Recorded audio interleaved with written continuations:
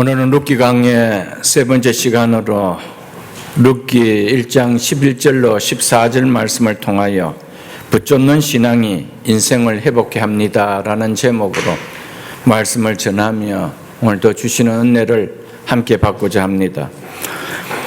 모압 땅에서 나오미는 자신의 삶의 유일한 소망으로 여겨진 두 아들마저 잃게 되자 그제서야 그동안 들리지 않던 여호와께서 자기 백성을 돌보사 양식을 주셨다는 소식이 자기 귀에 확성기처럼 선명하게 들리게 됩니다.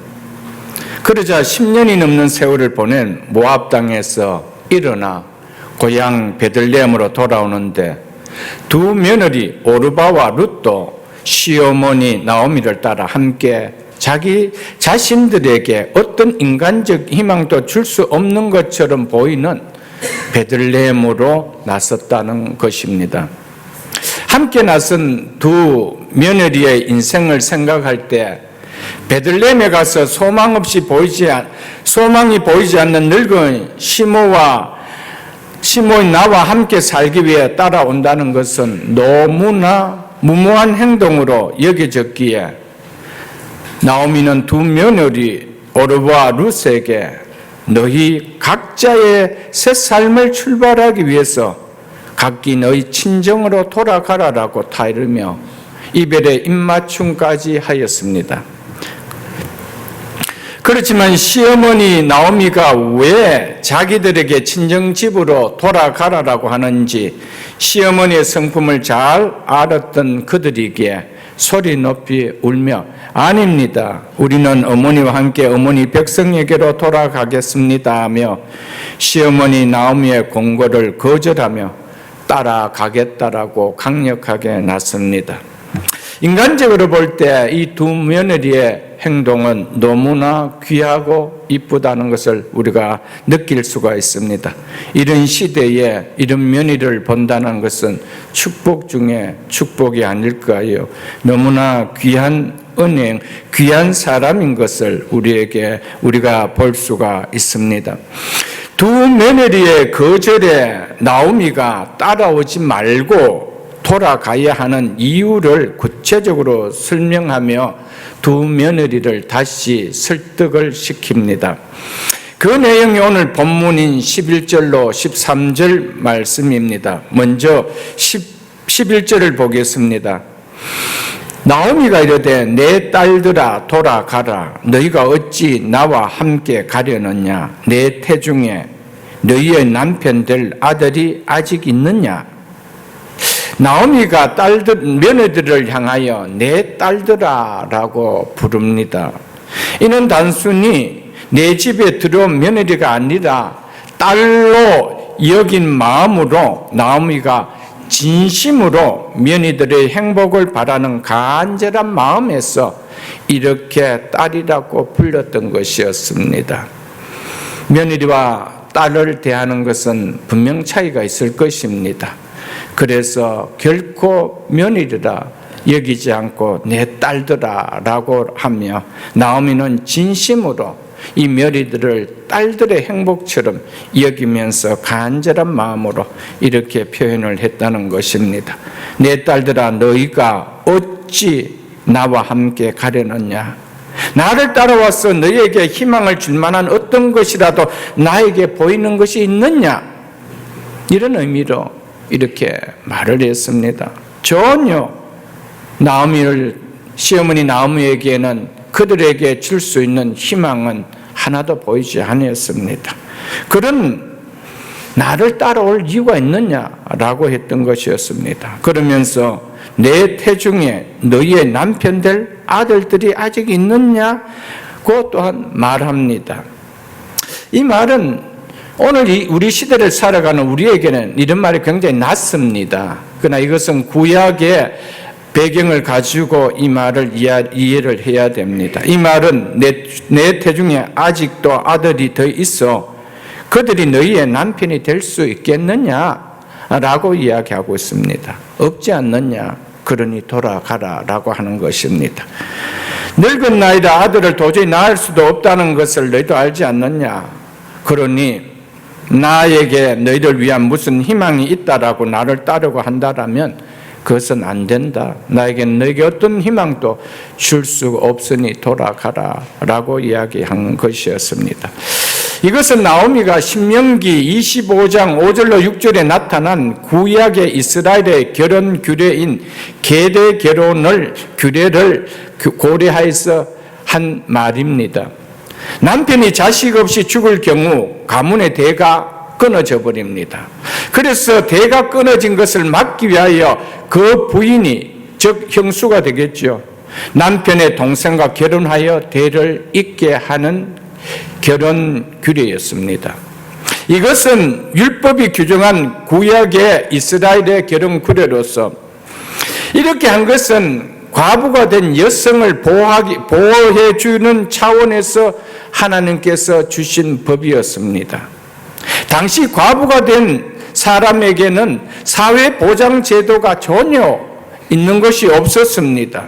당시 여성의 정체성과 희망은 오직 남편과 자녀들, 특별히 아들들에게 달려 있었습니다. 그렇기 때문에 아들이 없이 남편이 죽는다라면 여성으로서는 생계가 막막합니다. 사회보장제도가 있어서 살아갈 수 있는 방도를 주는 것도 없습니다. 그렇기 때문에 살아갈 수 있는 유일한 방법은 몸을 팔거나 구걸하는 길밖에 없었습니다. 그래서 과부된 여성을 보호하는 차원에서 어떻게 하든지 남자가 태어나게 해야 된다는 것입니다. 그것은 남편을 맞이하는 방법밖에는 없었습니다. 그래서 계대 결혼을 하나님께서는 규례로 주셨던 것이었습니다. 나오미는 이 율법의 계대 결혼법을 염두에 두고 너희에게 죽은 아들을 대신하여 대를 이어줄 자식이 나에게는 이제 없지 않느냐, 있다라면은 이 아들을 통하여 너희가 다시 결혼해서 그래서 그 아들을 통해 남편이 돼서 너희들이 살아갈 수가 있다라면 되겠는데 나에게는 그런 아들이 내 속에 없지 않느냐라고 이야기하고 있는 것입니다. 그러므로 너희가 나를 따라와서는 안 된다는 것입니다. 나를 따라오는 것은 너희 인생에 소망이 없기 때문에 너희는 돌아가서 새 남편을 빨리 만나 결혼하라고 이야기하였던 것이었습니다. 나오미가 이렇게 말한 것은 며느리들이 모압 여인이라는 점을 감안해서 비록 이들이 베들레헴에 간다 할지라도 계대 결혼 이외에는 도저히 재혼이 불가능한 것이라고 판단하였기 때문에 계대 결혼을 할 수 있는 것은 나오미 자신, 시어머니인 자기 자신에게 더 아들이 있어야 되는데 없기 때문에 너에게는 나를 따라와야 희망이 없다라고 하면서 또 돌아가게 하기 위해서 이런 말로 설득을 하였던 것이었습니다. 이어서 12절과 13절에 이렇게 이야기합니다. 내 딸들아 되돌아가라. 나는 늙었으니 남편을 두지 못할지라. 가령 내가 소망이 있다고 말한다든지 오늘 밤에 남편을 두어 아들들을 낳는다 하더라도 너희가 어찌 그들이 자라기를 기다리겠으며 어찌 남편 없이 지내겠다고 결심하겠느냐. 내 딸들아 그렇지 아니하리라. 접속사 왜냐하면이라 말다. 왜냐하면 하나님의 손이 나를 치셨으므로 나는 너희로 말미암아 더욱 마음이 아프기 때문이다. 이렇게 말을 하고 있습니다. 나오미는 자신의 나이나 처지를 감안할 때 재혼의 가망이 전혀 없다라고 이야기하고 있습니다. 그래도 내가 혹 결혼해서 기적까지 아들들을 낳는다고 하자 너희가 그 아들들이 자라기까지 기다려줄 수 있겠느냐? 그 아들들이 너희의 남편이 될 수 있을 때까지 기다려줄 수 있겠느냐? 이렇게 이야기하고 있습니다. 혹 기다린다 해도 너희들이 또 벌써 나이가 들어버리기 때문에 불가능하지 않느냐라고 말하고 있는 것입니다. 그래서 나오미가 두 자부에게 어찌 불가능한 일을 인하여 새로 결혼하여 남편을 둘 수 있는 좋은 기회를 포기하고 나를 따라오겠느냐? 어찌 소망 없는 이 길을 따라오겠느냐? 소망 없는 이 길을 선택하겠느냐? 내 딸들아 그렇지 않다. 너희의 행복한 새삶을 위하여 너희는 친정으로 돌아가야 한다라고 강권을 했던 것이었습니다. 나오미의 입장에서 보면 시어머니를, 과부된 시어머니를 복양하겠다라고 따라 나서겠다는 이 마음이 얼마나 고맙습니까? 정말 잘 생각했다. 그래, 따라가자. 이렇게 따라오라. 이렇게 이야기할 수 있는데, 나오미는 자기의 욕심을 하나도 갖지 않습니다. 오직 생각은 두 며느리를 위한 생각이었습니다. 인간적인 면에서는 그랬다는 것이었습니다.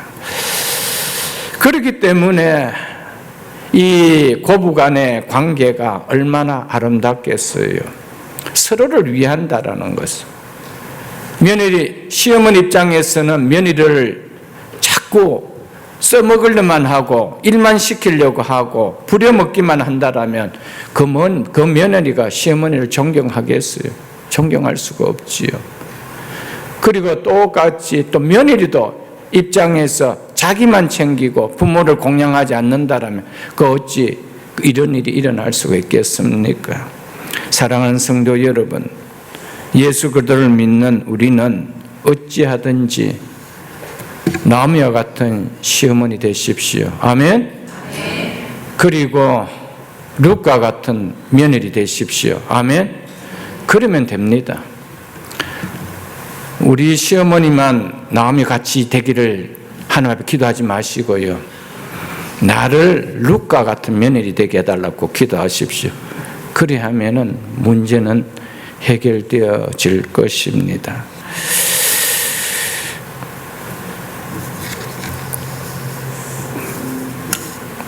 나오미의 입장에서는 자기를 생각하지 않고 젊은 두 며느리의 입장을 생각하며 남은 인생 결코 비참한 인생으로, 남편 없는 인생으로 그렇게 살아갈 수가 없다는 생각이 들었기에, 그래서 강권적으로 돌아가라라고 이야기했습니다.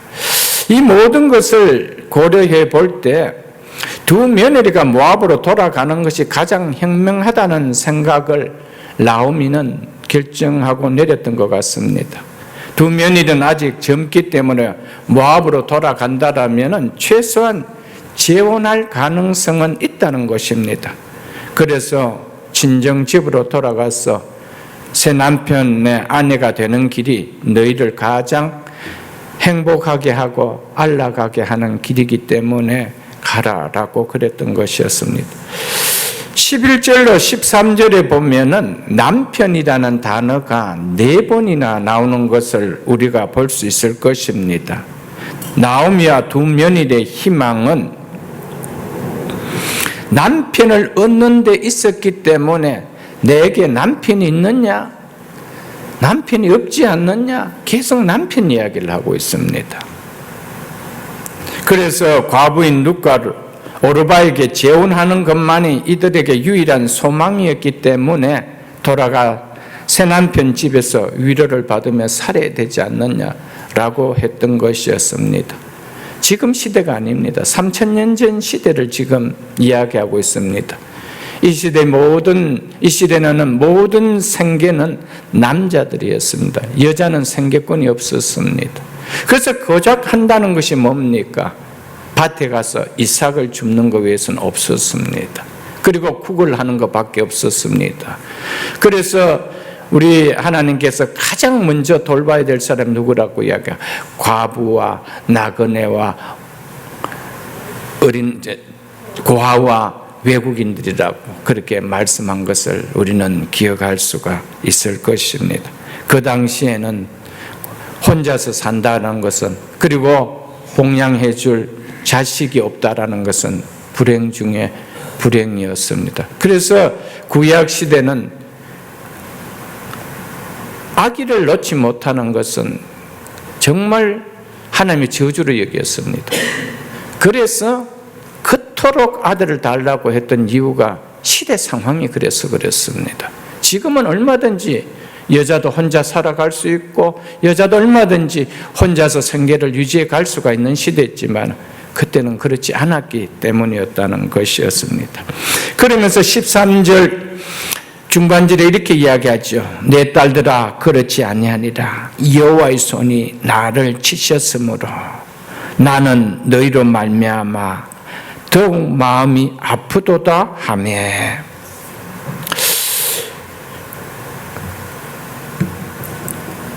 우리의 이 현실은 내가 하나님을 떠나 모압으로 온 죄로 인해 하나님의 징계로 당한 일이므로 나로 인하여 너희가 이런 고통을 함께 당하고 있는 것을 보니 내 마음이 너무 아파 견딜 수가 없다. 그러니 조금도 나에 대해서 미안함 갖지 말고 편안한 마음으로 진정으로 돌아가 새 출발하라라고 마지막으로 이 말로 설득을 하고 있습니다.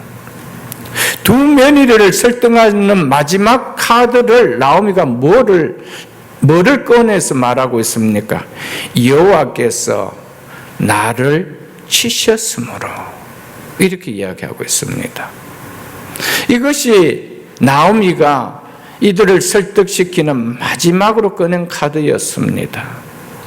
사랑하는 남편도 사랑하는 두 아들도 이런 것은 여호와께서 나를 치셨기 때문이라고 말합니다. 오르바가 결정적으로 발길을 돌리고 친정 모압으로 돌아갔던 것은 바로 이 말 때문이었습니다. 그래서 15절에 보면은 오르바가 돌아간 후 나오미가 룻을 또 설득할 때 내 동서는 그의 백성과 그의 신들에게로 돌아갔으니 너도 너의 동서를 따라 돌아가라 라고 하고 있습니다.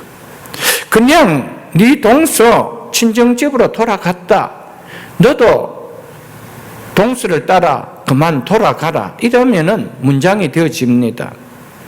그런데 그의 신들에게로 돌아갔다, 이렇게 이야기하고 있습니다.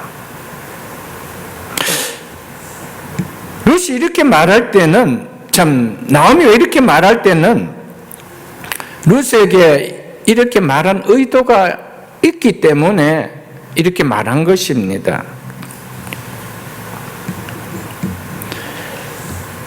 나오미는 자신이 나고 자란 나라와 부모, 형제, 친척들이 있는 고향과 부모 집을 떠나 의지할 사람이라고는 아무도 없는, 그리고 풍속도 언어도 다른 낯선 나라로 간다라는 것은 더군다나 어릴 적부터 섬기던 신을 떠나 전혀 다른 여호와를 섬기는 신앙 공동체에 들어와서 한평생을 살아간다는 것은 단순한 애정과 의지만으로는 견디기가 어렵다는 것을 나오미는 잘 알고 있었기 때문에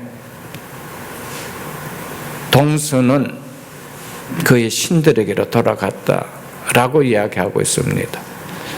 나오미가 이렇게 이야기하는 것은 결과적으로 네가 나를 따라가자는 목적을 여기서 마지막 나오미 입장에서 본다라면은 테스트를 하고 있다라고도 볼 수가 있습니다. 왜냐하면은 혼자로서 베들레헴의 인간적인 애정과 그냥 고부간의 의리와 정만으로는 가서 평생을 살아간다는 것은 힘들기 때문에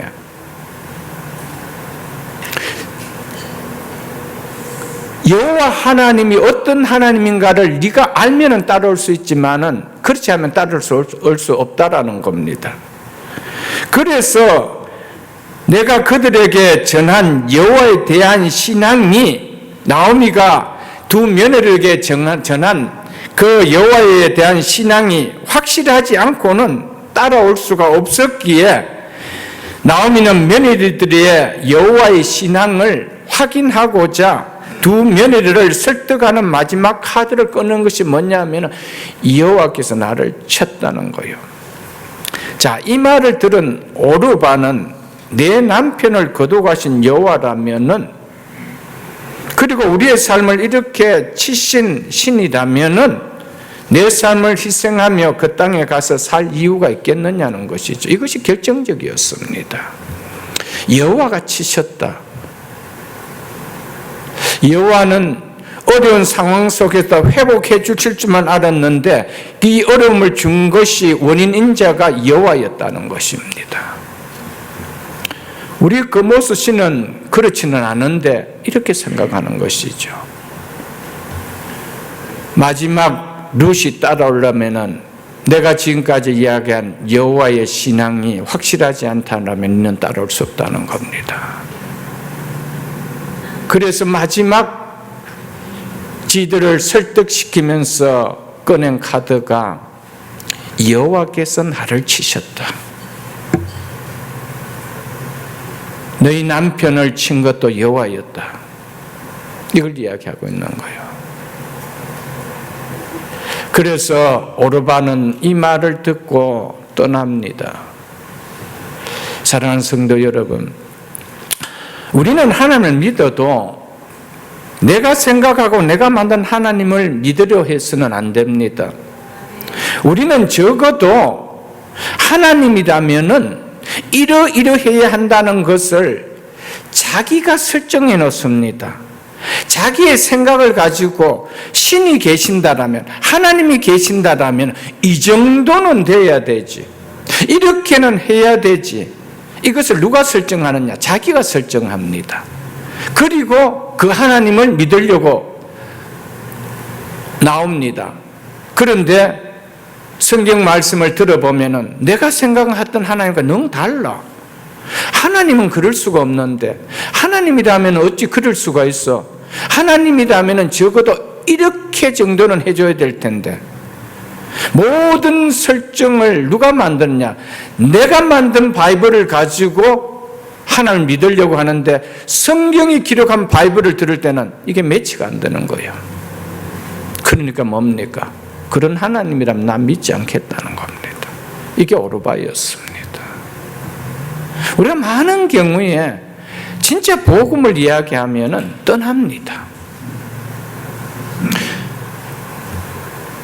그 복음을 이야기하면 하나님이 어떻게 자기 아들을 그렇게 무서운 형벌을 당하게 해서 우리를 구원할 이유가 있느냐는 거예요. 전능하신 하나님이라면 말씀 하나로 구원하면 되지 왜 그렇게 해야 되느냐는, 그건 누가 설정하는 거예요? 자기가 설정하는 거예요.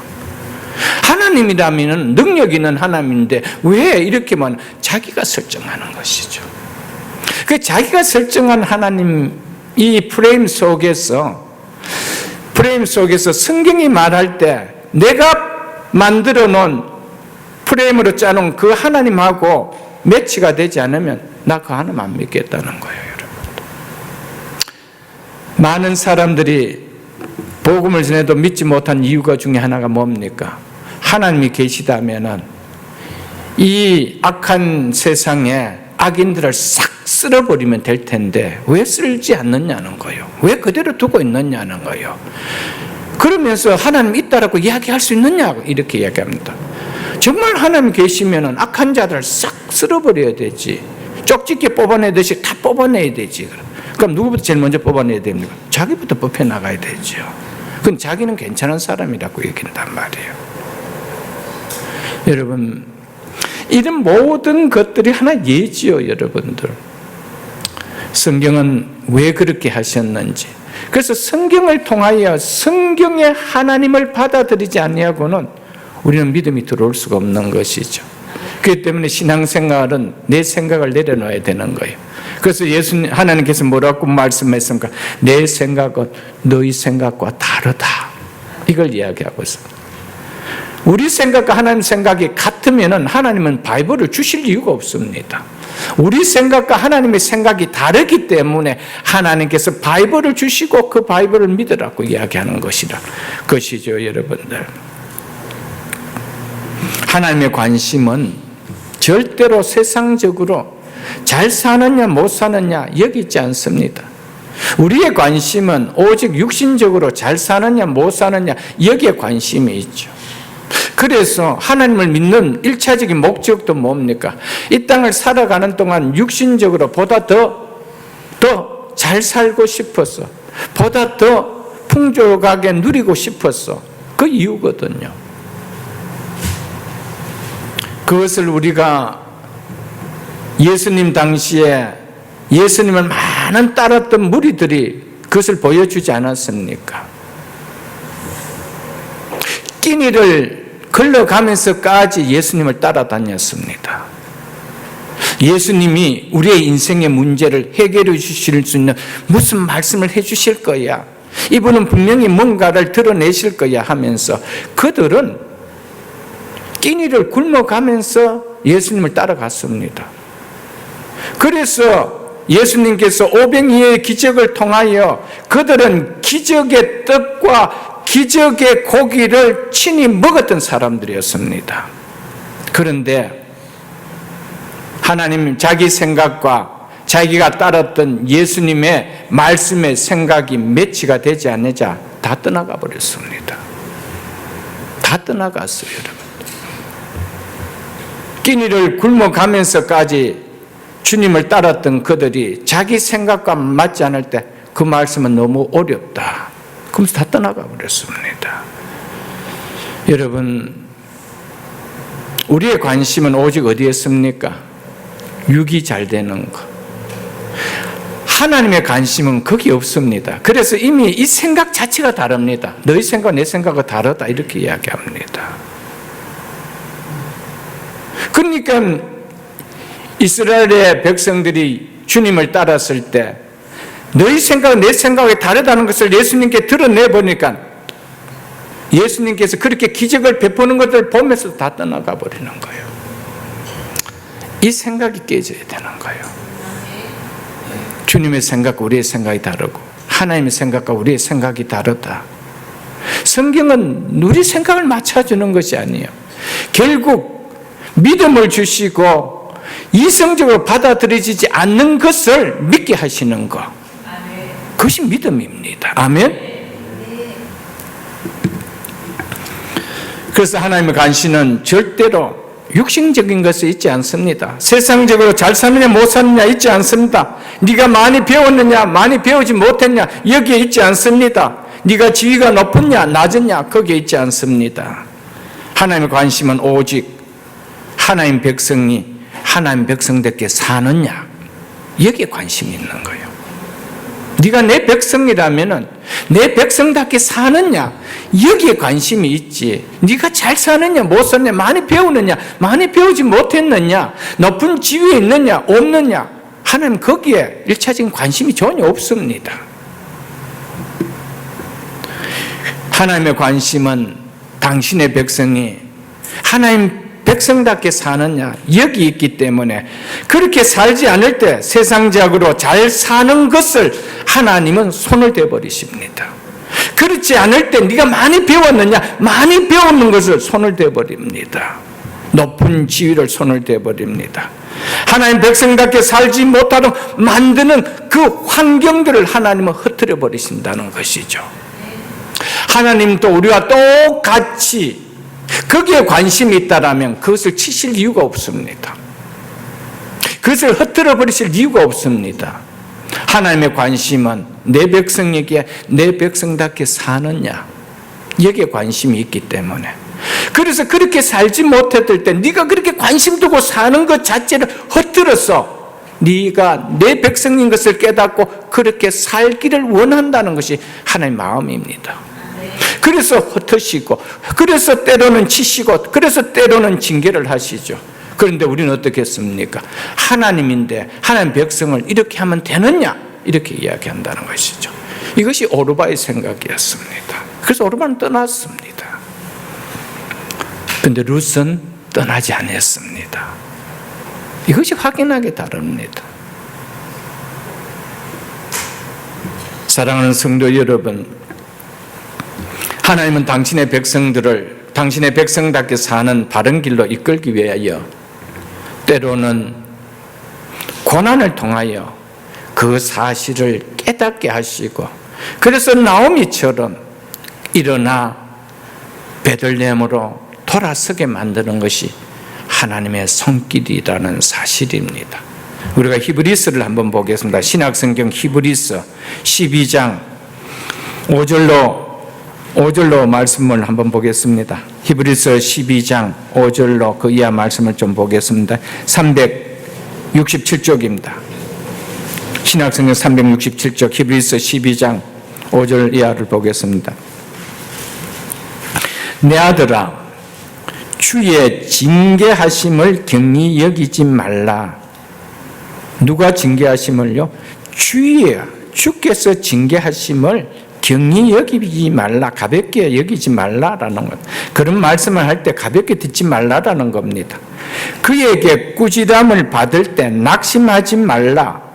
주께서 그 사랑하시는 자를 징계하시고 그가 받아들이시는 아들마다 채찍질 하심이라 하였으니. 8절 보겠습니다. 징계는 다 받는 것이거늘 너에게 없으면 사생자여 친아들이 아니라, 즉 하나님 백성이 아니다 이 말입니다. 10절로 11절을 보겠습니다. 그들은, 즉 육신의 아버지는 이 말입니다. 육신의 아버지는 잠시 자기 뜻대로 우리를 징계하였거니와 오직 하나님은 우리의 유익을 위하여 그의 거룩하심에 참여하게 하시느니라. 무릇 징계가 당시에는 즐거워 보이지 않고 슬퍼 보이나 후에 그로 말미암아, 그 징계로 말미암아 연단을 받은 자들은 의와 평강의 열매를 맺느니라. 아멘. 사랑하는 성도 여러분, 하나님께서 사랑하는 자가 맞다라면, 하나님께서 사랑하는 당신의 백성이 맞다라면 하나님은 그 길을 나오미처럼 거꾸로 가는데도 하나님은 괜찮다 하시는 분이 아니라는 겁니다.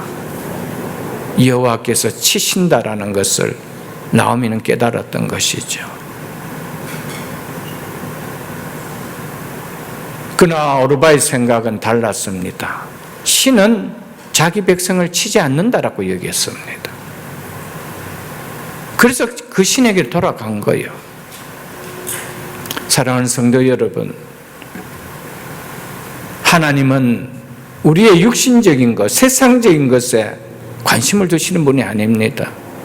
오직 당신의 백성이 당신의 백성답게 살아가는지 여기에 관심이 있습니다.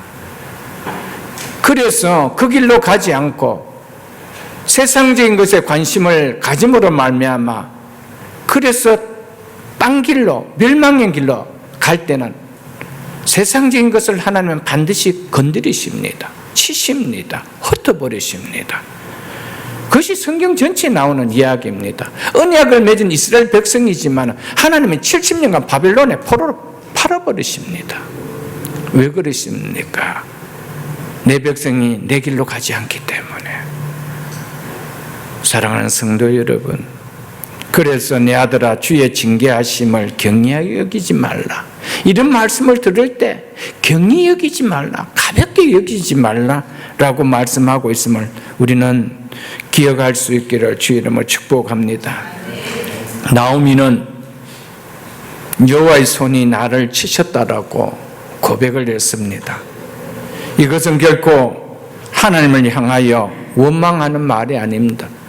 하나님 어찌 나를 치셨습니까? 이렇게 원망하는 말이 아닙니다.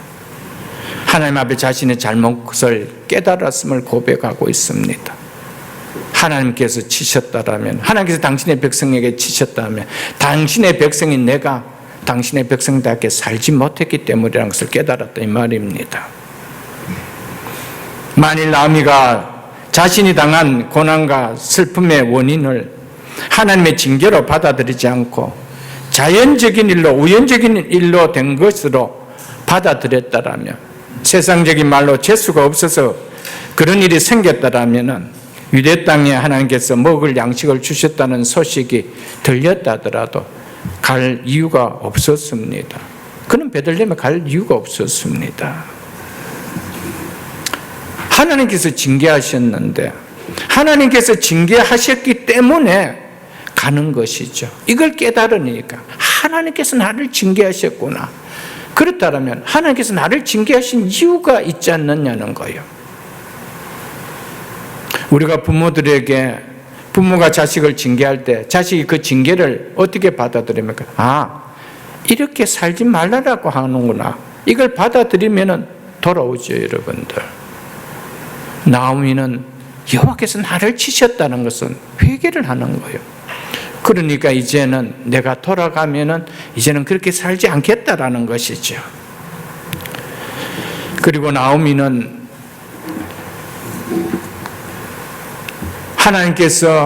여호와 하나님께서 나를 치셨다라고 이야기했지, 한 번도 자기 가정에 일어난 일들을 여자들이 잘못 들어왔어, 우리 가정에 여자가 잘못 들어왔어, 이런 우환이 들었다라고 며느리 탓을 돌리고 원망하지 않았다는 겁니다. 우리 불과 과거 얼마만 돼도 아들을 못 낳는 죄를 누구에게 주면 다 며느리에게 다 써줘준다.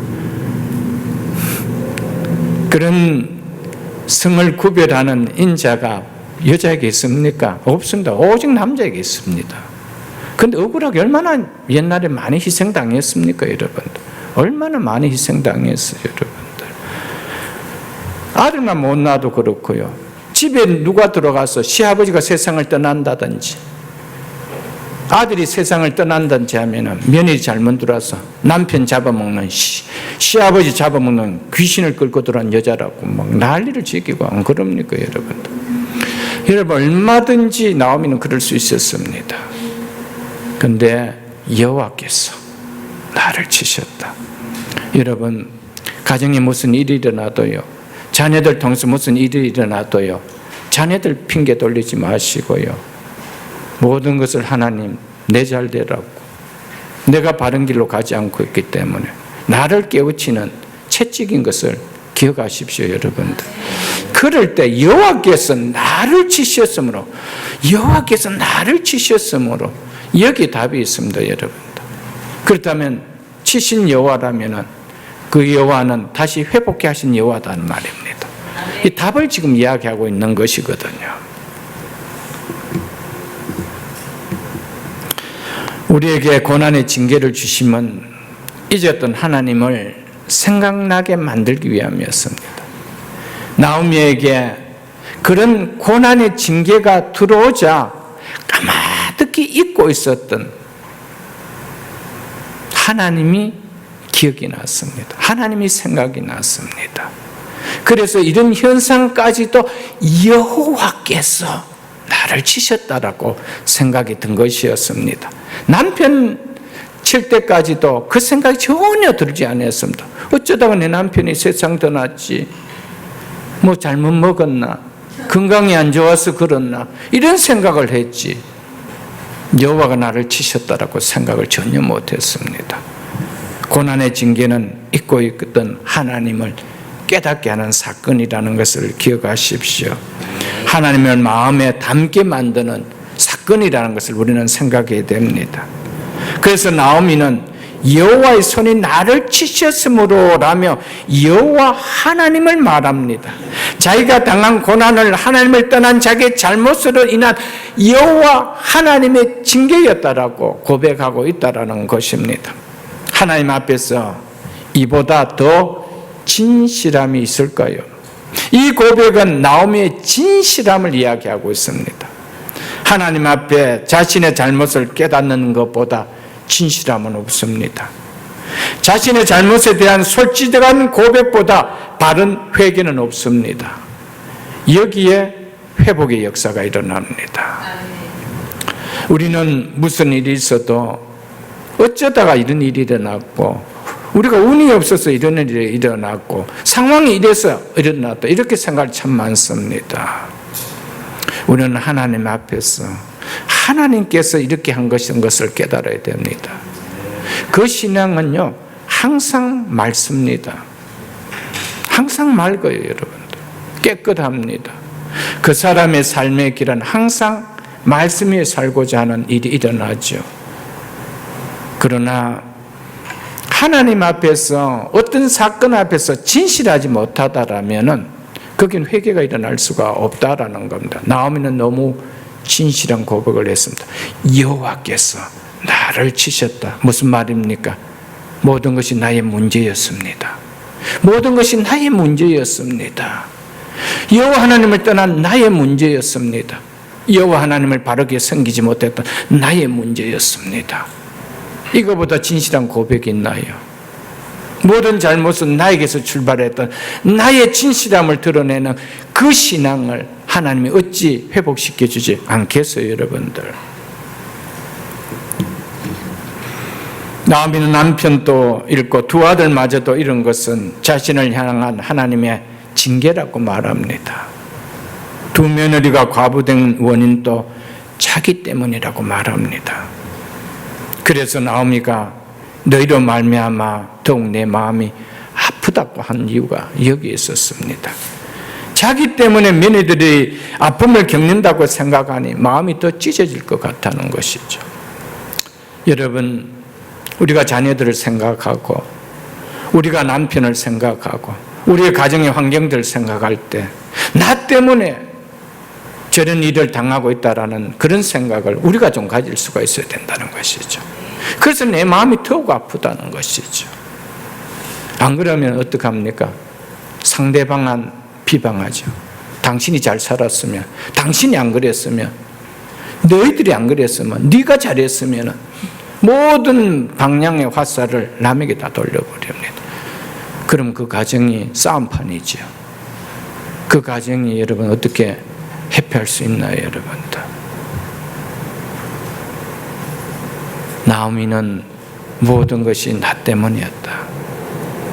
너희들이 잘못 돌아서 내 아들이 죽은 것이 아니고 내가 하나님 앞에서 잘못 살았어. 여러분, 여기 회복이 있습니다. 여기 하나님의 은혜가 있습니다. 사랑하는 성도 여러분, 하나님 앞에 모든 것이 진실할 수 있기를 주의 이름으로 축복합니다. 나오미는 여호와의 손이 나를 치셨기 때문에 마음이 아프다고 하면서 여호와의 손을 피해 도망가기는커녕 도리어 그 여호와의 날개 아래 보호받기 위하여 왔다라고 했습니다. 더 멀리 떠나기는커녕 도리어 여호와의 손이 강력하게 다스리는 베들레헴으로 돌아가겠다라고 이야기했던 것이었습니다. 이것이 성숙한 믿음입니다.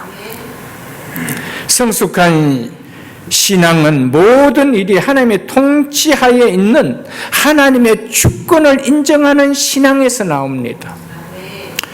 하나님의 주권을 인정하지 않는 신앙은 절대로 성숙해질 수가 없습니다. 그래서 하나님의 주권을 받아들이지 않기 때문에 하나님이 있으면 어찌 이럴 수가 있냐. 내가 교회 생활을 얼마나 했는데 전번보다 얼마나 더 열심히 하고 있는데 하나님이 어찌 우리 가정에 이럴 수 있느냐라고 하나님과 더 멀어지면 멀어진다는 것이죠. 뭐를 인정하지 못하고 하나님의 주권을 인정하지 못하기 때문에. 하나님은 모든 일은 하나님이 통치하고 계시다라는 하나님의 주권을 받아들였습니다. 이 일은 결코 우연이 아니라는 거예요. 하나님 모르시는 우연한 일이 아니라는 것입니다. 그렇기 때문에 그 하나님을 더 멀리 가는 것이 아니라 그 하나님 앞에 더 엎드려 기도하게 되죠. 하나님 앞에 더 진솔하게 예배를 드리게 되죠. 그게 달라집니다. 하나님 주권을 인정하면 이게 달라진다라는 사실이죠, 여러분들.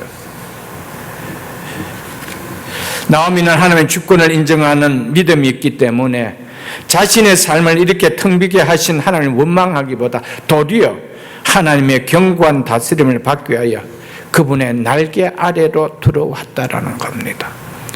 사랑하는 성도 여러분, 하나님의 주권을 아는 사람은 하나님께서 이렇게 다스림에 이유가 있다는 것을 알기 때문에 어떤 모습을 취한다는 겁니까? 더 기도의 자리에 무릎을 꿇을 수밖에 없습니다.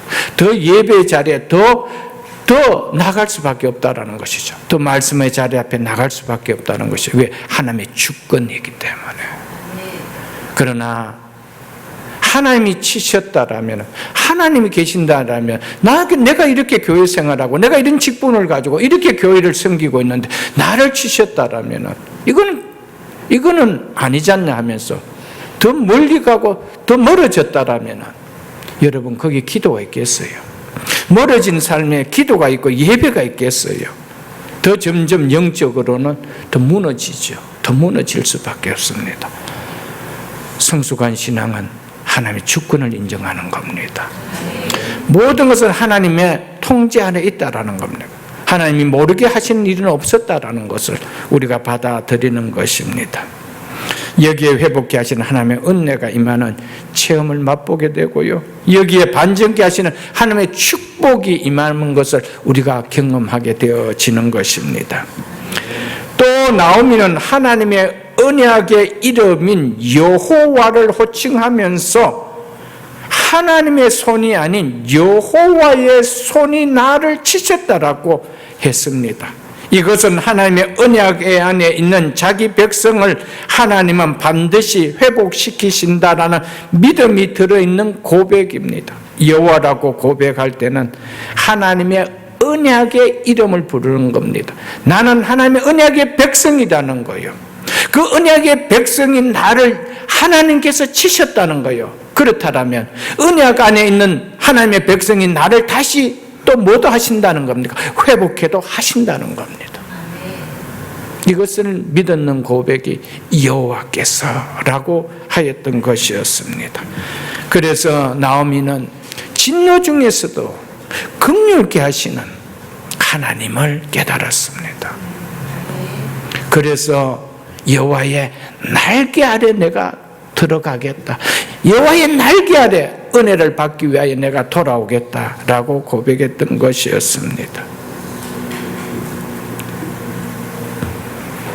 나오미가 이렇게 성숙한 믿음의 자리에 설 수 있었던 것은 고난을 통했었습니다. 고난을 통해서 지난날에 지식으로만 알고 있었던 하나님이 이제는 너무나 선명하게 자기를 간섭하신 하나님으로 깨달아졌다는 것입니다. 이처럼 고난은 하나님의 백성으로 하여금 보다 성숙된 인격의 신앙으로 나아가게 하는 하나님이 만드신 보다 성숙한 신앙으로 나가게 하는 것임을 우리에게 말해주고 있습니다. 하나님은 자신이 만드신 들꽃 하나도 바람에 흔들리지 않고 피어질 수 없는데 어떻게 하나님의 형상으로 지음받은 인간에게 주신 이 귀한 믿음이 아픔 없이 고난 없이 성숙된 인격의 믿음으로 자랄 수가 있겠어요? 그건 불가능합니다, 여러분들. 우리의 삶이 항상 프리웨이와 같은 인생, 장미꽃밭과 같은 인생으로 살아간다라면 거기에 인격적으로 성숙한 믿음은 나오지 않습니다. 종교적인 그런 성숙함이 있을지 모르겠지만은 믿음적으로 신앙적으로 성숙함 없습니다. 신앙적인 성숙함은 고난을 통하여 열매가 맺어지는 거예요. 고난 가운데 하나님을 진하게 만나기 때문에 그렇습니다. 사랑하는 성도 여러분, 동일한 시편 말씀이지만은 꽃길 가운데 걷는 사람에게는 시편은 전혀 들리지 않는 말씀입니다. 맨날 하나님께 부르짖고 하나님께 간구하고 오직 하나님의 은혜가 아니면 살아간다는 말이 그게 들릴까요? 그게 심령에 들릴까요? 그러나 다윗처럼 고난의 상황 속에 있는 사람은 그 말씀은 꿀송이처럼 들립니다. 내성의 울림으로 들립니다. 그래서 우리를 성숙하게 하는 거예요. 여러분, 고난이 없이 기도의 자리에 나올 때 진솔하게 내 심령 속에서 터져 나오는 기도가 나올까요? 그 기도는 고난 가운데서 나오는 기도입니다. 하나님이 만져주지 않으면 내가 살아갈 수 없습니다. 이 자식 하나님이 건드려주지 않으면 살아갈 수 없습니다. 내 남편 하나님 만져주지 않으면 살아갈 수 없습니다. 우리의 생업과 기업 하나님 아니면 하나님이 건드려주지 않으면 만져주지 않으면 살아갈 수 없습니다. 이 상황이 고난으로 느껴져야 된다 이 말이에요, 여러분들. 그럴 때 진솔한 기도가 나와요. 그럴 때 정말 절박하게 하나님을 붙드는, 하나님을 대면하는 것처럼 기도가 나온다 이 말이에요, 여러분들. 그래서 고난이 신앙의 인격을 성숙하게 만든단 말이에요. 말씀이 나를 안 붙드는데, 기도가 나를 안 붙드는데 어떻게 성숙한 믿음의 인격자로 설 수가 있나요, 여러분들? 없습니다. 성경을 보십시오. 한결같이 성숙한 인격으로 하나님 손에 붙들려 사용됐던 사람들은 다 고난의 강을 건넜던 사람이었습니다. 고난의 들판을 지나갔던 사람이었습니다. 하나님 앞에 그 고난의 문제를 붙들고 기도했던 사람이었습니다. 하나님의 말씀을 생명 줄 것처럼 붙들고 하나님 앞에 매달렸던 사람들이었습니다. 그들의 인격이 다 바뀌었습니다. 그들의 삶들이 바뀌었습니다. 여러분 앞에 가정적으로 놓인 문제들이 정말 고난으로 느껴지십니까? 정말 고난으로 느껴지십니까? 하나님의 징계로 느껴지십니까? 하나님이 회복시킬 수 있다라는 사실이 느껴지십니까? 그렇다라면은 여러분들의 성숙함을 드러낼 수 있는 하나님이 주신 도구라고 생각한다면 기도하셔야 돼요. 말씀이 꿀송이처럼 들려야 된다, 이 말씀이죠, 여러분. 그래서 시편 기자가 뭐라고 했습니까? 고난당함이 내게 유익이라. 여러분, 어느 인생이 고난당함이 내게 유익이라고 말할 수 있는 사람이 누가 있겠어요, 여러분들? 여러분, 가장 유익됨이 뭐냐? 하나님을 알아가는 것이 내게 가장 유익됩니다. 하나님을 진솔하게, 하나님을 가장 강력하게 알아가는 것이 뭡니까? 고난이라는, 어려움이라는, 힘듦이라는 이것입니다. 이 도구가 나를 유익해 한다는 것이죠. 하나님 앞에 가까이 나가게 합니다. 하나님을 더 선명하게 깨닫습니다. 그래서 나오미는 하나님이 나를 치셨다고 안 했습니다. 여호와께서 나를 치셨다. 여호와라고 부르기에 나는 하나님의 언약 백성이단 말이에요. 고난 가운데 깨달은 거예요. 하나님이 나를 치셨다라면 하나님 나를 회복시키실 것이다. 사랑하는 성도 여러분, 가정마다 어려움이 있는 줄 압니다. 이 어려움들이 여러분의 신앙을 더욱 성숙시키는 신앙이 될 수 있기를 주의 이름으로 축복합니다. 그 아픔이 나에게 유익이었다라고 우리도 동일하게 고백할 수 있는 우리 모두가 다 될 수 있기를 주의 이름으로 축복합니다. 14절에 이렇게 이야기합니다. 그들이 소리 높여 다시 울더니 오르바는 그의 시어머니에게 입맞추되 룻은 그를 붙쫓았더라 이렇게 이야기하고 있습니다. 나오미의 말에 며느리 오르바는 어쩌면 다시 볼 수 없을지도 모른다는 아쉬움에 시어머니에게 입을 맞추고 떠났지만은 룻은 시어머니를 붙쫓았더라고 했습니다. 이로 인해서 오르바와 오르바는 시어머니뿐만 아니라 룻과 영원히 나누어지게 되었습니다. 성경은 오르바와 룻이 극명하게 나누어지는 다른 선택을 하였다라고 기록하고 있습니다. 오르바와 룻, 한 사람은 시어머니를 떠나고 한 사람은 시어머니를 붙쫓는 너무 극명한 길을 가고 있습니다. 우리는 여기서 눈여겨봐야 하며 또한 귀를 기울여 들어야 할 메시지가 있다라면 오르바와 룻의 이 극명하게 나누어지는 이 선택, 무엇이 이 둘의 선택을 다르게 했을까? 이것을 우리가 깨달아야 됩니다. 똑같이 한 시어머니 밑에서 한 신앙을 교육받은 오르바였고 룻이었지만은 그러나 선택하는 것은 극명하게 달랐다는 겁니다.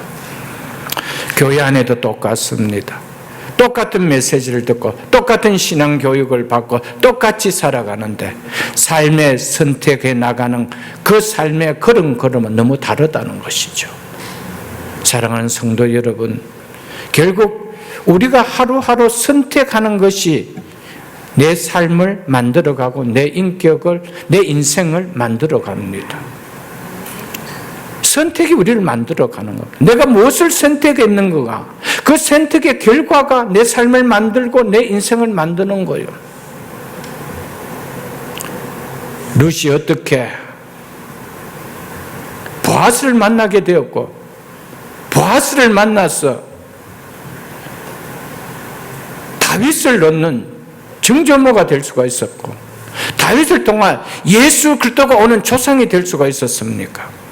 그런 인생이 될 수가 있었고 그런 삶이 될 수가 있었습니까? 선택 때문이었습니다. 선택은 너무 중요합니다. 지금 당장은 아무 표시가 나지 않는 것 같지요. 지금 당장은 오르바가 선택의 길이 낫다라고 여겨질 것입니다. 그래서 새 남편을 만나고 그리고 새 가정을 이루면서 안락하게 살았을지 모릅니다. 룻은 잘못 선택했다는 생각이 들지도 모를 것입니다.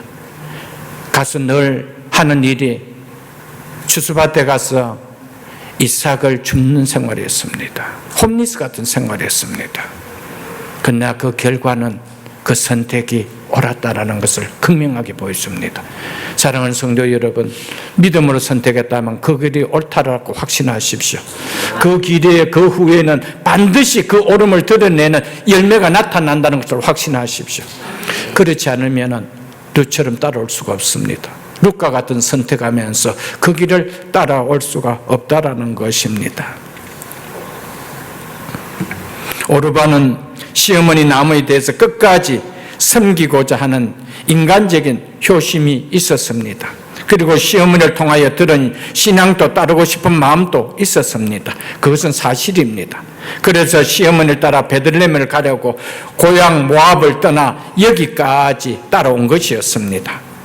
그래서 시어머니를 따라 베들레헴에 가려고 이 베들레헴 입구까지 오게 된 것이었습니다.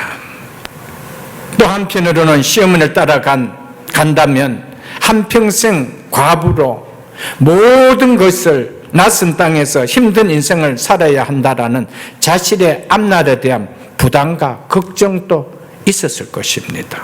없다라는 말은 거짓말일 것입니다. 이 시어머니를 따라가면은 내 인생의 삶은 어떻게 될까? 그 낯선 땅, 말도 통하지 않고 풍습도 다르고 모든 것이 다른 그곳에서 결혼 생활도 하지 못하는 그곳에서 평생 과부로 살아가야 되는데 그 삶에 대한 염려와 걱정 또한 있었습니다. 선택은 항상 두 가지가 균등하게 저울질될 때 일어나는 겁니다. 한 가지가 우세하면 거기에는 선택할 이유가 없습니다. 그냥 킥고잉입니다.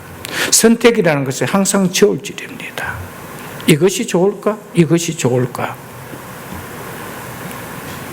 그러나 항상 내 마음이 우세한 쪽으로 결국 우리는 선택하고 갑니다. 그렇기 때문에 우리가 살아가면서 선택의 기준을 분명하게 내가 세워놓은 게 있어야 됩니다. 왜냐하면 우리가 절대로 바른 선택을 할 수 있는 지혜가 없는 자이기 때문에 그렇습니다. 그렇기 때문에 내 생각은 이렇지만은 선택의 기준은 이렇게 내가 설정해놨기 때문에 어떤 일이 있어도 나는 이 선택을 하고 간다는 이 기준이 있어야 되는 것이 그리스도인이다 이 말이에요, 여러분들. 그것은 말씀입니다. 그것은 믿음입니다. 그것은 하나님입니다. 내가 아무리 선택한다 하더라도 이것이 옳게 보인다 하더라도 여기에 하나님이 빠져버린다면 여기에 신앙을 이렇게 마른다면 이 선택을 안 한다 이 말이에요, 여러분들. 이 기준이 반드시 있어야 된다는 것이죠. 우리는 살아가면서 얼마나 많은 저울해야 되는 선택의 기로에 서고 살아갑니다. 그래서 선택이 우리의 삶을 만들고 우리의 인생을 만듭니다. 그런데 내가 선택한 것이 완전한 지혜로 했다라면 그 선택에 후회할 일이 전혀 없는데 우리 인생은 50년을 살았으면 50년 살은 만큼 돌아보면 후회할 것밖에 없어. 왜요? 늘 내가 선택해 왔는데도. 주의 말씀 내 발의 등이요 내 길의 빛입니다. 말씀만이 어느 길로 가는 것이 바른 길인지 선택해 줄 수 있는 나침판입니다. 이것을 붙들어야 됩니다. 룻은 이것을 붙들었습니다. 그러나 오르바는 눈에 보이는 현실을 택했습니다. 현실과 미래에 이런 저울질이 있었습니다. 오르바는 현실을 선택했고 룻은 미래를 선택했습니다. 우리는 항상 현실 앞에 미래를 잃어버립니다. 현실을 생각하면 이게 낫지, 딱 그렇게 생각합니다. 현실은 항상 나에게 합리적인 것을 갖다 대줍니다. 이렇게 하는 것이 네가 살아가는데 훨씬 더 유익하지 않느냐, 이렇게 하는 것이 자녀들이 훨씬 더 공부 잘할 수 있고 앞길이 열리는 길이 아니냐, 항상 합리적을 대안합니다. 그런데 믿음의 길은 없는 순간 미래를 보여주기 때문에 항상 불안합니다. 정말 그래서 될까? 정말 그래서 내가 살아갈 수 있을까? 걱정을 하게 하죠. 사랑하는 성도 여러분, 저도 완전하게 믿음의 길을 선택하며 살아온 인생은 아니지만 그래도 믿음의 길을, 말씀의 길을 선택하며 가려고 여기까지 왔습니다. 그 결과는 선택의 기준은 하나님이었기 때문에 하나님이 지켜주셨습니다. 하나님이 인도해 주셨습니다. 말씀이 이끌어 주셨습니다. 말씀의 약속대로 하나님 은혜를 베풀어 주셨습니다. 사랑하는 성도 여러분, 우리는 오르바와 룻을 보면서 무슨 기준으로 내가 남은 인생 선택하며 살아갈 것인가, 이것은 너무 중요한 메시지라는 사실을 우리 속에 담을 수 있기를 주님의 이름으로 축복합니다. 오르바가 돌아갔던 가장 큰 이유는 시어머니를 섬기는 신앙을 따라가야 되겠다라는 하나님을 붙드는 신앙보다 눈에 보이는 육신의 문제, 현실의 문제, 세상의 문제가 더 컸기 때문에 그쪽으로 저울이 기울어졌던 것이었습니다.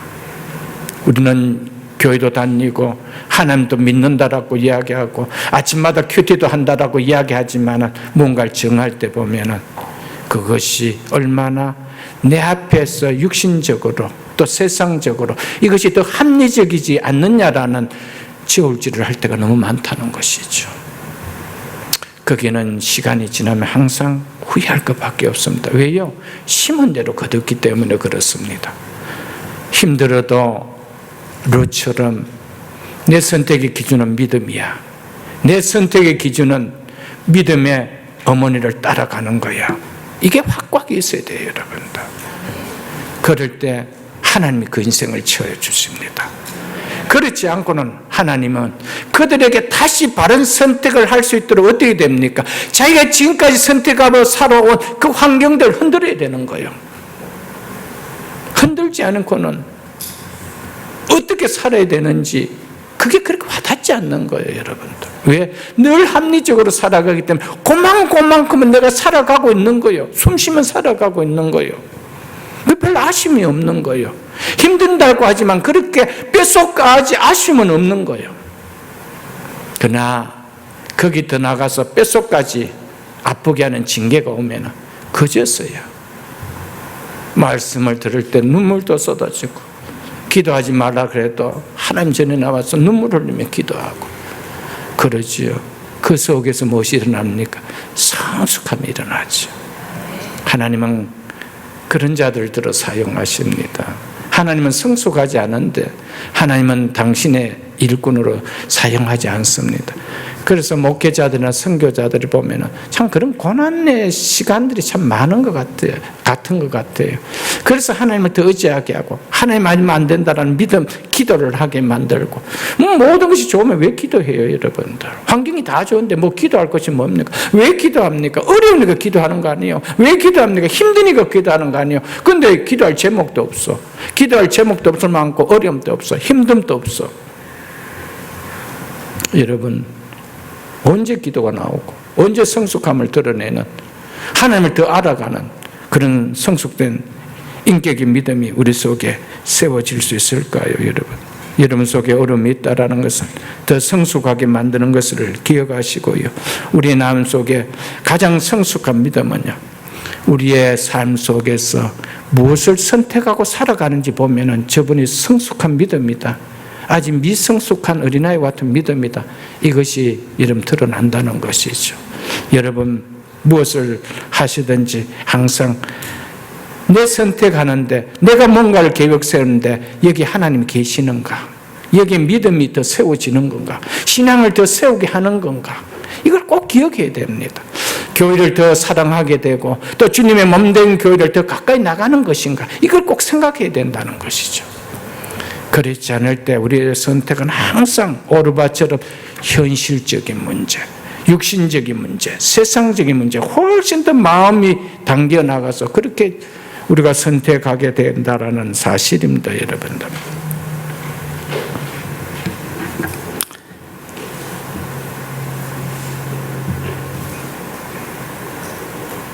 아마도 오르바는 고향 모압에서 새 남편을 만나 새로운 삶을 시작했을 것입니다. 자녀도 낳고 전과는 확연하게 다르게 느껴지는 삶을 살았을 것입니다. 그럼에도 그의 선택에는 하나님이 없었습니다. 신앙이 없었습니다. 언약 백성에 들어가는 약속이 없었습니다. 더 큰 것은 영생이 없었습니다. 이것이 오르바의 비극이었습니다. 그러나 오르바에게 더 큰 비극은 평생 자신이 무엇을 놓치고 살았는지 그것 자체를 모르고 살아간다는 것, 그것이 오르바의 가장 큰 비극이었다는 겁니다. 오늘 교회 안에 가장 큰 것을 놓치고도 자기 자신은 무엇을 놓치고 살아가는지 모르고 살아가는 것, 그것이 가장 큰 비극이라는 것이죠. 여러분, 우리는 오르바같이 살아서는 안 됩니다. 무엇을 놓치고도, 가장 귀한 것을 놓치고도 그것을 내가 무엇을 놓치고 살아가는 비극의 인생인지 내가 모르고 살아간다는 것, 그거보다 큰 비극이 있을까요? 없습니다. 사랑하는 성도 여러분, 우리 모든 선택에서 비극을 불러일으키는 선택을 하지 마시기를 주님 축복합니다. 더디게 간다 할지라도 여기에 하나님이 기뻐하시는가, 여기에 내 신앙을 더 견고하게 세워주는 것인가, 하나님의 말씀을 따르는 것인가, 이것이 우리 모든 선택의 기준이 되어야 될 줄 믿습니다. 아멘. 반대로 룻은 동서 오르바와 달리 돌아가지 않고 시어머니 나오미를 붙쫓았더라고 했습니다. 룻도 오르바처럼 나의 남편의 생명을 취하신 하나님이라면 얼마든지 그 하나님을 원망하고 그런 하나님 나 믿을 수 없다라며 모압으로 돌아갈 수 있었을 텐데 도리어 그 하나님의 백성이 되고 싶어 시어머니 나오미를 붙쫓았더라라고 성경은 기록하고 있습니다. 여기서 붙쫓았더라라는 히브리 단어 다바크라는 이 단어는 강력한 풀을 가지고 두 물체를 딱 달아붙게 하는 것을 나타내는 의미로 딱 달아붙다, 굳게 결합하다, 딱 매달리다, 이런 의미를 가진 단어입니다. 그래서 새 번역 같은 데는 시어머니 곁에 더 달아붙었더라 이렇게 번역을 해놨습니다. NIV 같은 경우는 어떻게 해놨습니까? 딱 매달렸더라 이렇게 번역을 해놨습니다. 그래서 17절에 보면은 룻이 어머니께서 죽으시는 곳에 나도 죽어 거기 묻힐 것이라. 만일 내가 죽는 일 외에 어머니를 떠나면 어머니께서 내게 벌을 내리시고 더 내리시기를 원하나이다 라고 이만큼 딱 달아붙었다는 것이죠. 왜요? 거기 꿀이 있으니까. 왜요? 거기에 보화가 있으니까. 그걸 룻이 봤다는 것이죠. 왜 딱 달아붙겠어요? 내 인생의 가장 큰 유익이 어머니에게 있다라는 거예요. 어머니 따라가면 내가 살 수 있다라는 거예요. 여러분, 이것을 우리가 우리의 자녀들에게 보여줘야 돼요. 내 부모들이 갖는 그 신앙의 길 가면은 나도 살 수 있다. 여기에 보화가 있다. 이걸 우리가 보여줘야 돼요, 여러분들. 여러분, 룻이 왜 따라갔습니까? 아무 소망이 없다면 룻이 따라갔을까요? 그냥 인간적으로 효심 하나로 끝까지 잘 봉양하다가 그런 유교 정신으로 따라갔을까요? 아니었다. 흑암 중에 보이는 보화. 그래서 나중에 보면 룻이 계속해서 룻도 여호와라고 이야기합니다. 여호와, 여호와.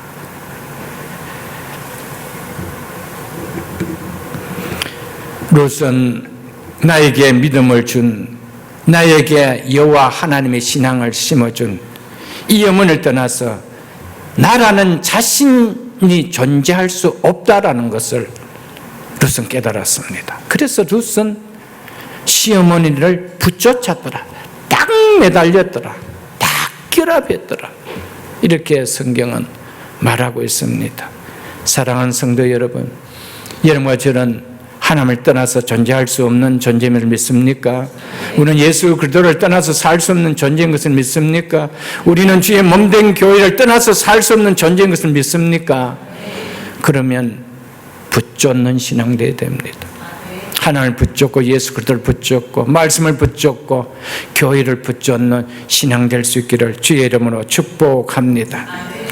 16절 하반절에 보면 룻이 이렇게 고백하고 있죠. 어머니의 백성이 나의 백성이 되고 어머니의 하나님 나의 하나님이 되시리라. 이 고백은요 정말 대단한 고백입니다. 믿음이 아니면 나올 수 없는 고백입니다. 왜냐하면 신명기 23장 3절에 보면 모압 사람은 영원히 여호와의 총회에 들어오지 못한다라고 규정을 해놨기 때문입니다. 율법이 그렇게 규정을 해놓고 있기 때문입니다. 영원히 하나님의 언약의 백성이 될 수 없다는 말이 영원히 여호와의 총회에 들어올 수 없다는 거예요. 들어올 수 없다는 겁니다. 그럼에도 불구하고 룻은 자신은 얼마든지 하나님의 언약의 백성이 될 수 있다라는 놀라운 믿음의 고백을 합니다. 그 고백이 바로 뭡니까? 어머니의 백성이 나의 백성이 되고 어머니 하나님 나의 하나님이 된다는 거예요. 나는 이방인이지만은 여호와의 총회에 하나님 언약의 백성에 들어갈 수 없는 자이지만 나는 이 믿음을 가지고 들어갈 수 있다라고 한다. 그래서 난 붙들겠다는 거예요. 언약의 백성 되는 것만지 큰 축복이었기에 내가 어머니를 붙들겠다는 거예요. 그래서 어머니의 백성이 나의 백성이 되고 어머니 하나님이 나의 하나님이 되겠다는 거예요. 사랑하는 성도 여러분, 룻은 이방인임에도 불구하고 하나님의 언약의 백성이 된다는 복이 얼마나 큰 복임이 와닿지 않았다라면 그는 오르바처럼 합리적인 선택을 하여 모압으로 갔을 것입니다. 사랑하는 성도 여러분, 하나님의 자녀로 살아간다는 것이 정말 복으로 여기십니까? 이 믿음을 우리에게 주신 것을 복으로 여기십니까? 이런 신앙을 잘할 수 있도록 이런 우리에게 주의 몸된 교회를 주신 것을 귀하게 여기십니까? 그렇지 못하면은 절대로 붙여자 살아가는 것은 어렵습니다. 신앙이, 믿음이 귀하게 여겨지지 않는데 그걸 왜 붙잡겠어요? 그것을 놓치지 않고 싶어서 붙들겠어요? 귀하기 때문에, 그것이 보하기 때문에. 사랑하는 성도 여러분, 믿음이 보화로 여겨줄 수 있기를 주의 이름으로 축복합니다. 말씀이 내 인생에 가장 큰 보화로 여겨줄 수 있기를 주의 이름으로 축복합니다.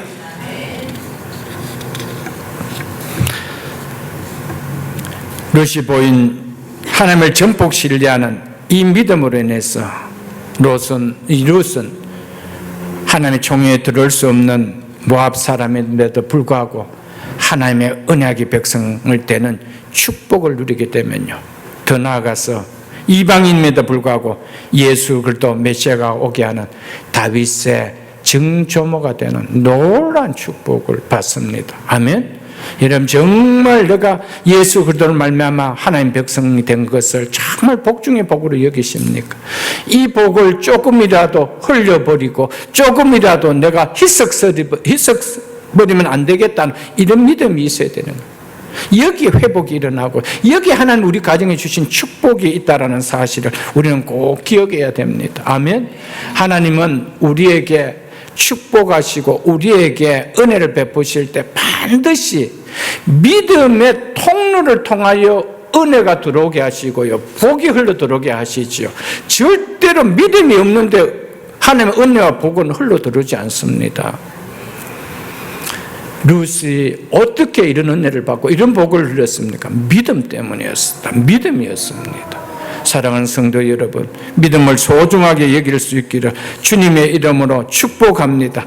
우리는 어떤 일이 있어도 베드로처럼 예수님을 멀찍이 따라가는 신앙 되어서 안 됩니다. 룻처럼 딱 붙들려는 신앙 되어야 됩니다. 그렇기 때문에 그 사이는 어떤 것도, 세상 유혹도, 물질의 유혹도, 우리가 살아가는 어떠한 유혹도 끼어들 수 없는 것이 바로 딱 붙드는 믿음입니다. 부착된 믿음이라는 것이죠.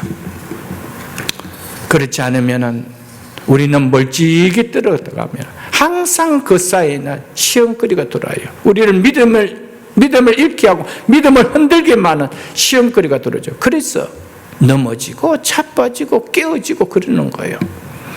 사랑하는 성도 여러분들, 정말 믿음의 주요 온전케 하신 예수 그리스도를 바라보며 그분만을 붙잡고 쫓아가는 우리의 신앙 될 수 있기를 주님의 이름으로 축복합니다. 아멘. 결론적으로 우리는 나오미를 떠난 오르바와 그리고 나오미와 함께한 룻의 결정적인 차이를 한 번 더 생각하며 말씀을 마치고자 합니다. 그것은 선택의 차이입니다. 선택의 차이는 내가 품고 있는 가치관의 차이입니다. 어떤 가치관으로 선택하며 사느냐가 궁극적으로 자신의 삶과 인생을 결정짓게 만들어줍니다. 인생도 삶도 내가 붙들고 있는 가치관으로 인해서 선택에 의해서 결정되어집니다.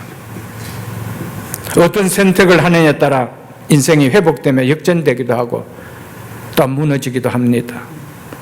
룻의 선택은 인생을 역전시킨 선택이었고 오르바의 선택은 인생을 멸망케 하는 선택이었습니다. 룻의 선택이 보아스를 만나게 된 선택으로 결론이 내려졌고요. 욥엣을 낳는 인생으로 회복되는 그런 장례식의 인생이 결혼식의 인생으로 죽음의 인생이 생명을 잉태하는 인생으로 바뀌게 된 것은 룻의 선택의 결과였습니다. 사랑하는 성도 여러분, 믿음이 기준이 되지 않으면 우리는 어떤 상황 속에서도 하나님을 기뻐하시는 선택을 할 수 없습니다. 하나님을 기뻐하시는 선택에는 하나님의 은혜가 임합니다. 하나님을 기뻐하는 선택에는 하나님의 축복이 임합니다. 이것이 결론입니다. 사랑하는 성도 여러분, 말씀을 맺겠습니다. 붙잡는 신앙, 인생을 회복케 합니다. 이 말씀. 붙잡는 신앙, 이것은 선택에서 나옵니다. 내가 왜 이것을 붙여줄 수가 있느냐? 이것은 믿음의 기준 때문이었습니다. 선택의 기준이 믿음이었기 때문이었습니다. 사랑하는 성도 여러분, 믿음만이 우리를 회복케 하십니다. 믿음의 선택만이 우리의 모든 무너진 삶들을 회복시키고 우리의 인생을 회복시키고 우리의 가정을 회복시키고 우리의 자녀들을 회복시키십니다. 우리 남은 인생 룻처럼 붙잡는 신앙이 되어 우리의 모든 삶을 회복을 체험하는 이런 살아있는 신앙 될 수 있기를 주님의 이름으로 축복합니다.